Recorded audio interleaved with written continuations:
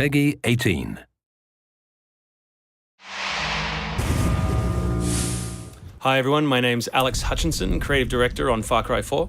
I'm Mark Thompson, I'm the Narrative Director on Far Cry 4. Nice to meet you. Nice to meet you as well, and welcome to Karat, our new fictional location. So in Far Cry 4, you step into the shoes of AJ Gale, who is returning to the country of his birth, initially just to scatter his mother's ashes before he gets caught up in what's essentially a civil war. Karat is a fictional place based somewhere in the Himalayas, inspired by places like Nepal and Bhutan, and a bunch of countries from that part of the world. So looking out there, one of the core things of any open world game, that sort of excitement and mystique and hope of an open world is, what is all that smoke coming from?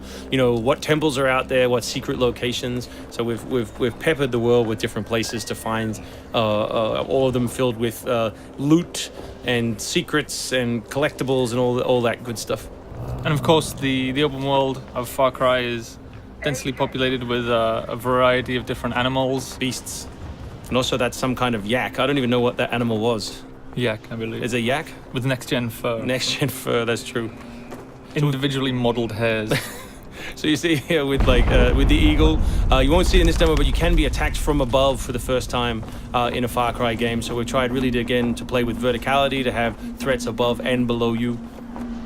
And obviously you can still get involved in the ecosystem of the animals and hunt. And you can throw bait now. Yes, to attract animals.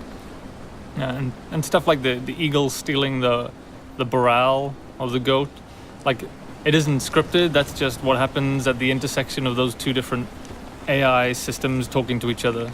The goal being that every player tells themselves a different story, that they get different surprises, that they have a different story to tell their buddies when they come to work the next day or go back to school or whatever.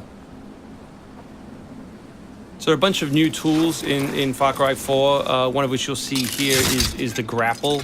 We wanted to make something that allowed you to clamber over those annoying cliffs you sometimes came across in Far Cry 3, and something that would also lean into the much more vertical, much more mountainous regions we were building in this game.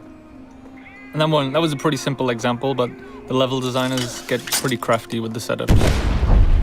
We have these areas we're calling adventure zones in the new game, which will take you to places like temples, which you can see from afar, and force you to use the grapple in sort of really interesting and different ways.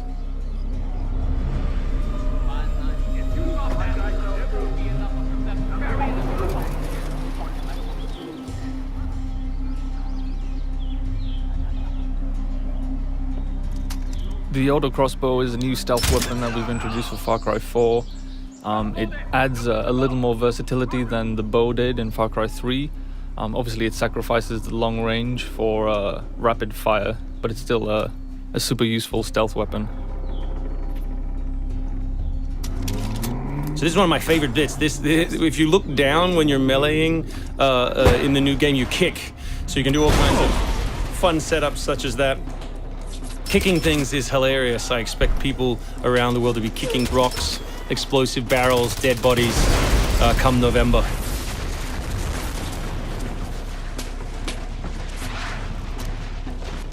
Our goal really was just to provide as many tools as possible, whether vehicles or animals or weapons or goofy stuff, and let people fit them together any way they want. Yeah, and we've snuck a few features in that fans of Far Cry 3 I think are going to be surprised by. Drive and shoot. Yes. So drive and shoot, obviously it's a bit frustrating to be chasing someone forever and have to sort of drive in front of them, pull over and wait for them to get out. So now in the vehicles you can drive and shoot with any one-handed weapon. And you can also do driving takedowns from any vehicle, which I really like. So this idea of leaping from your vehicle into another vehicle, do horrible things to them, boot them out the side, and then continue on your merry way. You can now deliver death without even leaving your seat. So wingsuit is still here, and it's really cool, as you see, and actually when the space became more vertical, it actually became more fun. The mountainous environment means that there's a lot more wingsuiting to be found. And hopefully you won't get it before the middle of the game. You will. Hopefully you will get it before the middle of the game. That's the current plan. But we are many months away from watching you guys abuse us online. Means that there's a lot more wingsuiting to be found. And hopefully you won't get it before the middle of the game. So here you'll get a look at elephants. Elephants are awesome, probably my favorite animal in the game. Weaponized in many different ways. You can drive them into a rage, watch them smash the other characters in the world, or you can clamber on top of one and drive it through the gate yourself. My favorite animal is the human animal. It's very Far Cry 2 of you, Mark. Oh, it's the shark of darkness. So co-op is a massive part of the new game. It's one of our big ways of opening up the open world and letting you play any way you want. So basically, when you ask your buddy to join, all the solo missions turn off, and you're left with all of the open world toy, the outposts, the fortresses, the towers, all the quests to play any way you want.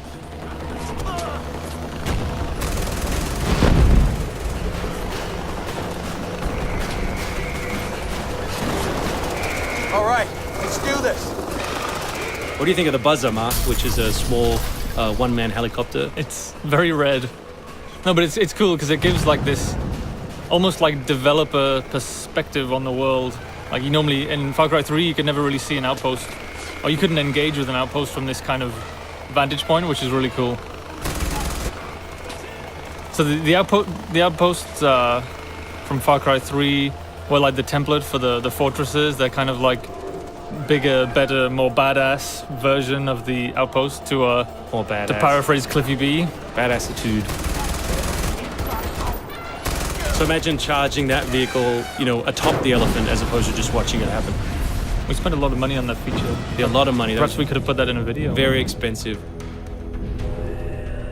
So thanks everyone for watching. We really appreciate your time, and we look forward to showing you a whole lot more gameplay in the coming months.